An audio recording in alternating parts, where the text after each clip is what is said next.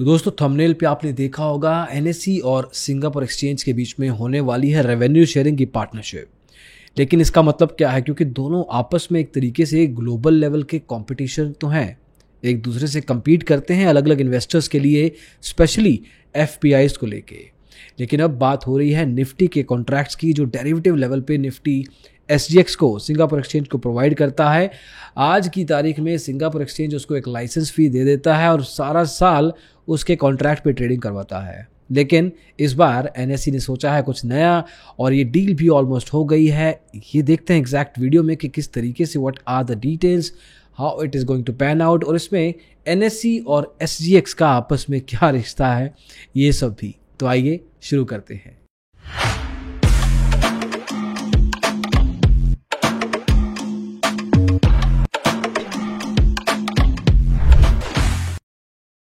तो दोस्तों Singapore exchange पे निफ्टी के कुछ कॉन्ट्रैक्ट्स इतने पॉपुलर हैं कि अपनी पीक टाइम पे ओवरऑल सिंगापुर एक्सचेंज की टर्नओवर का 10% निफ्टी के कॉन्ट्रैक्ट्स के कारण था।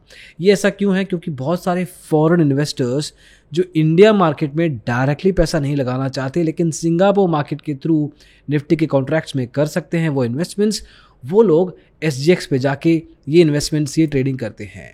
लेकिन अभी तक क्या है कि एनएसई को एक नॉमिनल लाइसेंसिंग फी मिलती है हर साल एनुअली, और इसके बेस पे एसजीएक्स को अलाउ किया जाता है कि आप निफ्टी के डेरिवेटिव कॉन्ट्रैक्ट को अपने एक्सचेंज पे ट्रेडिंग करवाइए अपने सारे इन्वेस्टर्स को। तो अब एनएसई ने थोड़ा दिमाग लगाया, थोड़ा बैठे होंगे ये आपस में, अब सोचा है कि हम पूरे साल एक ही फीस क्यों चार्ज करते हैं, why don't we charge on the overall turnover, और उसके बेस पे जो रेवेन्यू निकलेगा उसका हिस्सा दो। क्योंकि फिल्मों में या तो आप एक फिल्म की फीस ले सकते हैं, Aamir Khan for example profit में हिस्सा लेते हैं, वही मॉडल एनएसई अप्लाई करना चाहता है। अभी रिसेंटली ही दोनों एक्सचेंजेस आईएफएससी, जो कि international financial services centre gift city Gandhinagar में एक्सचेंज है, उसके थ्रू ये डील होगी। इसमें होगा क्या कि जो सारे कॉन्ट्रैक्ट है डेरिवेटिव के वो सिंगापुर में लिस्टेड हैं, एसजीएक्स पे लिस्टेड हैं, लेकिन एक्चुअल में एग्जीक्यूट और सेटल आईएफएससी के थ्रू होंगे, जो गांधीनगर में एक्सचेंज है उसके थ्रू। अब एक तरीके से अब जो सारा का सारा काम था इस एक्सचेंज को संभालना होगा, लेकिन सिंगापुर एक्सचेंज में जो लोग ट्रेडिंग करते हैं, इन्वेस्टमेंट्स करते हैं, उन्हीं के ओवरऑल रेवेन्यू, जो भी पैसा कमाएगी एक्सचेंज का एक परसेंटेज, एक हिस्सा अब निफ्टी को या एनएसई को मिलने वाला है। और एनएसई के स्पोक्स पर्सन कहते हैं कि ये सिर्फ निफ्टी के कॉन्ट्रैक्ट को लेके नहीं है, हम और भी एसजीएक्स निफ्टी पे बहुत सारे प्लान्स लेके आने वाले हैं।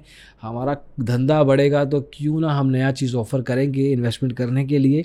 तो एक तरीके से आने वाले समय में आप एक्सपेक्ट कर सकते हैं कि जो फॉरेन इन्वेस्टर्स हैं वो घुमा फिरा के इंडिया के ही एक्सचेंज के थ्रू, इंडिया के ही एक्सचेंज में सिंगापुर एक्सचेंज के ऊपर पैसा लगाएंगे। थोड़ा कॉम्प्लिकेटेड है लेकिन एक्चुअली में है नहीं।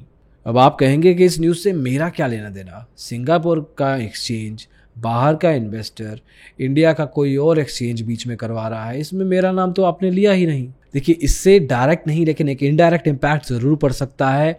जब एफपीआईज इंडिया के एक्सचेंज के कॉन्ट्रैक्ट, जो निफ्टी के कॉन्ट्रैक्ट हैं, उसमें पैसा लगाएंगे, चाहे बाहर ही लगा रहे हैं, लेकिन निफ्टी के कॉन्ट्रैक्ट्स की वैल्यू बढ़ रही है, एक तरीके से विजिबिलिटी बढ़ती है। विजिबिलिटी मतलब ब्रांडिंग, मतलब एक तरीके से बाहर दिखता है वही बिकता है। तो हो सकता है कि निफ्टी कॉन्ट्रैक्ट्स इंडियन मार्केट के जो हैं वो भी एफपीआई, जो लोग इंडिया के थ्रू पैसा लगाते हैं इंटरनेशनल लेवल के थ्रू, ग्लोबल इन्वेस्टर्स जो हैं वो भी इंडिया में अपना टर्नओवर बढ़ाएं। टर्नओवर बढ़ेगा तो एक तरीके से इंडिया में भी इज्जत बढ़ती है उन कॉन्ट्रैक्ट्स की। और अगर आप एज एन इन्वेस्टर निफ्टी के कॉन्ट्रैक्ट्स में खुद भी पैसा लगाना चाहें तो there is a upside to that, एक पोटेंशियल अपसाइड दिख सकता है ओवर पीरियड ऑफ टाइम, आने वाले समय में जब ये चीज़ें एग्जीक्यूट होती हैं।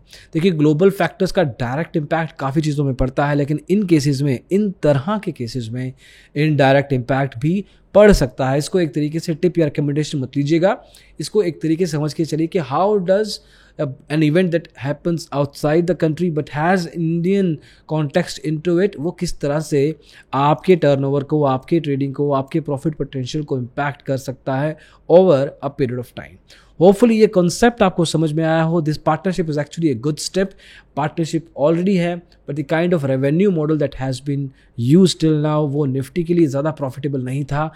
आगे चल के जैसे ही प्रॉफिट पोटेंशियल इंक्रीज होगा इन कॉन्ट्रैक्ट्स का निफ्टी के लिए, एनएसई के लिए रादर, तो उस केस में जाके आगे नए प्रोडक्ट्स भी शामिल हो सकते हैं। ऐसा होगा तो मोस्ट लाइकली इंडिया में भी वो कॉन्ट्रैक्ट्स वापस से इंट्रोड्यूस किए जा सकते हैं। मेक श्योर करना कि आप भी इन एक्सचेंजेस, इन स्टेक होल्डर्स, ब्रोकर्स, रेगुलेटर्स के जो भी स्टेप हैं, जो भी कदम हैं, वो आपको पहले से पता हो, ताकि आप साथ साथ चल सकें रादर देन उनके पीछे पीछे चलने के। अभी के लिए दोस्तों बस इतना ही। अगली वीडियो में जल्दी ही मिलेंगे। Thank you so much. Take care. Bye bye.